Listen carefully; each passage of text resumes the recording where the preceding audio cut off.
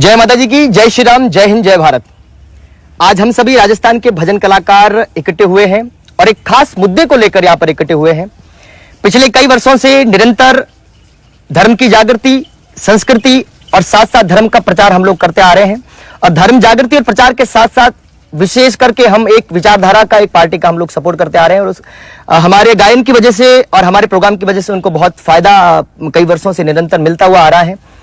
पर जब पार्टियां जीत कर जब जाती हैं विधानसभा में तो वहां पर हमारी विचारधारा को दबाया जाता है।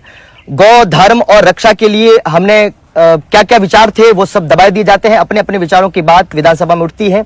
इसलिए इस बार हम सब कलाकारों ने मिलकर एक निर्णय किया है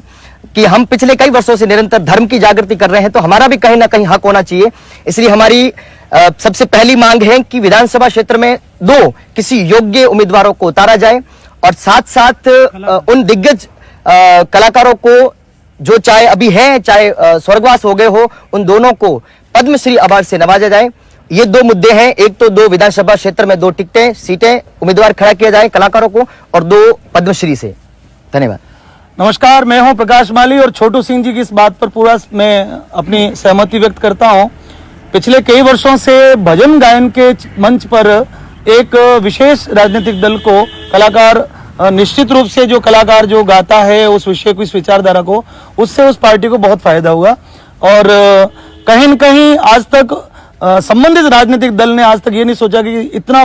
हमारा जनमत इकट्ठा करने वाले कलाकारों को भी कभी अवसर दिया जाए। ये जो चुनाव है, इस चुनाव से पहले, ठीक पहले, सभी कलाकारों के मन में जो भावना दबी हुई थी उसके संबंध में हमने आज सारे कलाकारों के साथ में बैठक करी है और सभी कलाकारों ने हुंकार भरी है कि इस बार की विधानसभा चुनाव में कम से कम 2 टिकट जो है, जिस पार्टी की विचारधारा को हमने सबसे ज्यादा दुनिया तक पहुंचाया, मतलब हम उसके भाट बन के उनकी वृद्धावली गाते रहे, ऐसी राजनीतिक दल से हमारी सबकी अपेक्षा है कि कम से कम 2 टिकट जो है किसी भी विधानसभा से योग्य उम्मीदवार को आप उतारें। और यदि इस बात को आपने अनसुना किया, यदि ऐसा नहीं किया तो आने वाले समय में कलाकार जो है वो निश्चित रूप से विपरीत भी हो सकते हैं, क्योंकि सरकार जो है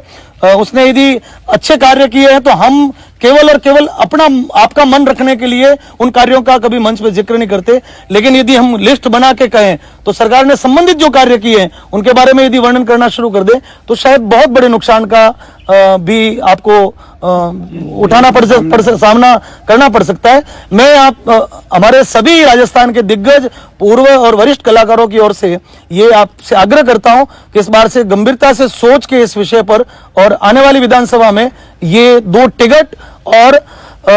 हमारे पूर्व के जितने कलाकार हैं उनमें से मरणोपरांत या अभी जिसका कार्य शैली अच्छी है, पद्मश्री का जो पुरस्कार है उनको दिया जाए। संगीत नाटक अकादमी का जो चेयरमैन है वो भी गायन वादन से होना चाहिए, ये भी हमारी एक मांग है। और लोकसभा चुनाव में एक टिकट जो है वो कलाकार वर्ग से हो, तो ये जो कलाकार है आपके प्रति जो उनके उत्तरदायित्व है उसका निर्वहन और भी अच्छा कर पाएंगे। और अगर नहीं किया तो इसके बाद हमारी वार्निंग भी सुन ले, अगर हमारी इन मांगों को नहीं मानी गई तो आप कई कलाकारों को विधानसभा क्षेत्र में मैदान में उतरा हुआ देखोगे, चुनावी मैदान में देखोगे और इसका नुकसान किसको होता है वो आप स्वयं तय कर लेना। जय हिंद,